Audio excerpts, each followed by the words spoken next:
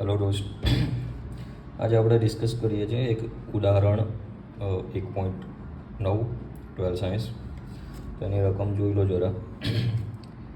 બે વિદ્યુત ભારો છે 10 માઇક્રોકુલમ, રાઈટ, એકબીજાથી 5 mm ડિસ્ટન્સ પર છે, રાઈટ.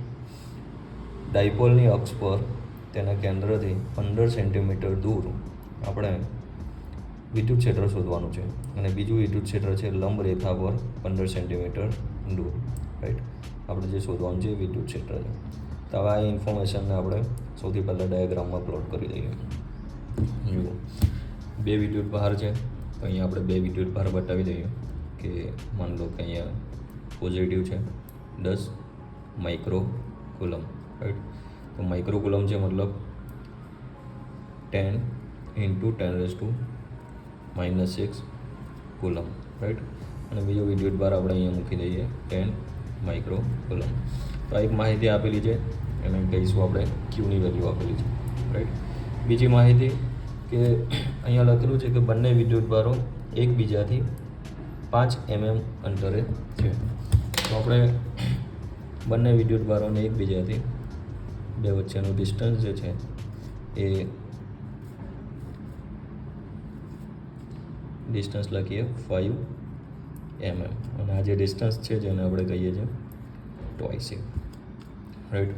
5 mm મતલબ 5 × 10⁻³ મીટર, બરાબર છે.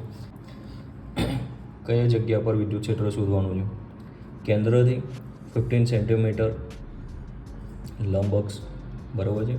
અને બીજું એક બિંદુ કેન્દ્રથી સમજો 15 સેન્ટીમીટર દૂર કોઈ એક પી બિંદુ છે, જે કેટલા અંતરે દૂર છે? 15 સેન્ટીમીટર, 15 સેન્ટીમીટર, રાઈટ. તો 15 સેન્ટીમીટર એ આરની વેલ્યુ થઈ ગઈ. R is equal to 15 centimetre, તો આપણે લખીશું 15 × 10⁻² મીટર, રાઈટ. તો અહીંયા આપણને એક તો ટ્વાઇસ એની વેલ્યુ આપેલી છે, ક્યુની વેલ્યુ આપેલી છે, આરની વેલ્યુ આપેલી છે, રાઈટ. વિદ્યુત ક્ષેત્ર શોધવાનું છે. જુઓ દોસ્ત, તો અહીંયા જુઓ, આ જે ડિસ્ટન્સ છે ને 5 mm છે, રાઈટ. અને જે અંતરે આપણે વિદ્યુત ક્ષેત્ર શોધવું છે ને એ 15 સેન્ટીમીટર છે. તો આ કેસમાં 5 mm એટલે કે અને 15 સેન્ટીમીટર 5 mm, તો 5 mmની વેલ્યુ 15 કરતાં બહુ નાની કહેવાય. અને જ્યારે આ કન્ડિશન ફૂલફિલ થતી હોય ને તો જ આપણે ડાયપોલના વિદ્યુત ક્ષેત્રના સૂત્રોનો આપણે ઉપયોગ કરી શકીએ. એટલે કે મુખ્ય અક્ષ પર વિદ્યુત ક્ષેત્ર કેટલું?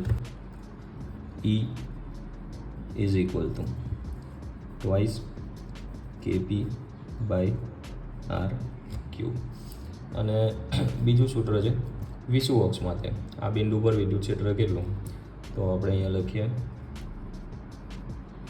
વિષુવ અક્ષ. વિષુવ અક્ષ પર વિદ્યુત ક્ષેત્રની વેલ્યુ આવશે -KP/R⁵, બરાબર છે.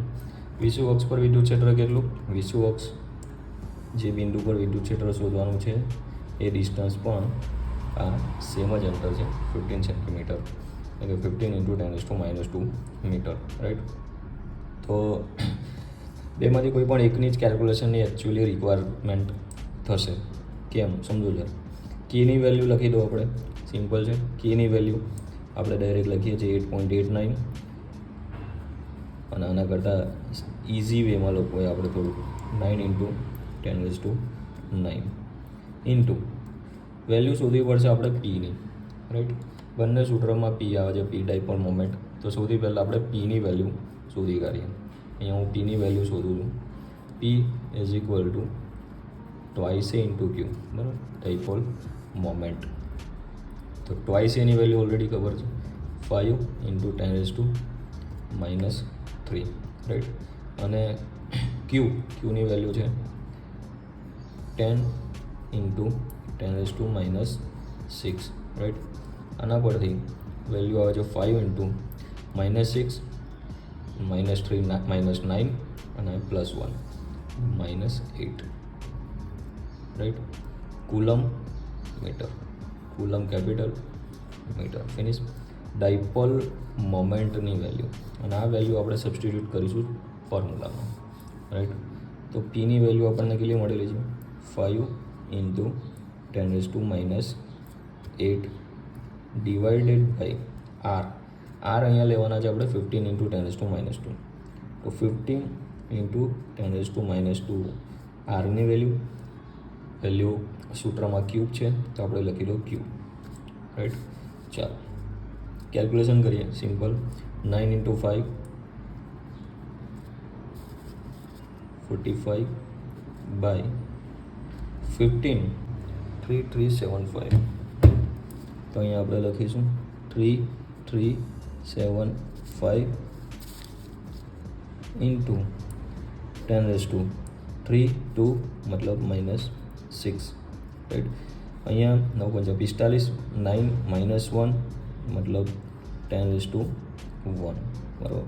ડિવાઇડેડ બાય 3375, તો વેલ્યુ શું મળે છે? 0.13 ઇન્ટુ આ 10⁻6 છે, છેદમાં છે એટલે અંશમાં જશે તો આપણે લખીશું 10⁻6. અને આપણે જે વેલ્યુ શોધેલી છે એ વિદ્યુત ક્ષેત્રની વેલ્યુ છે, તો આપણે એનો એકમ લખી દેવાનો, રાઈટ. તો આ છે વિષુવ અક્ષ પર વિદ્યુત ક્ષેત્ર, રાઈટ. હવે મુખ્ય અક્ષ પર વિદ્યુત ક્ષેત્ર કેટલું? તો ઓલરેડી ટ્વાઇસ kp/r³ આ ફોર્મ્યુલા છે. તો દોસ્ત આની અંદર ફરીથી કેની વેલ્યુ, પીની વેલ્યુ, આરની વેલ્યુ મૂકવાનું નથી, આપણે કોઈ જરૂર નથી.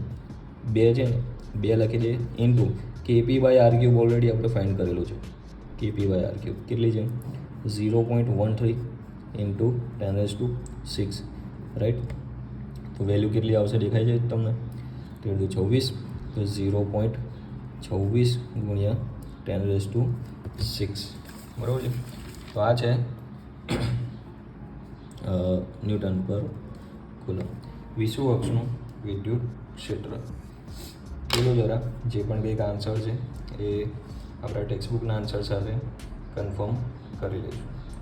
જરા 2.6 × 10⁻5 આપણે લખેલા છે 0.26 × 10⁻6. અને બીજો જે આન્સર છે શોધી કાઢીએ આપણે. જુઓ અહીંયા લખેલું છે 0.13 જગ્યાએ 1.33 × 10⁻5. દોસ્ત આના અંદર જો કેલ્ક્યુલેશન શું બતાવેલી છે,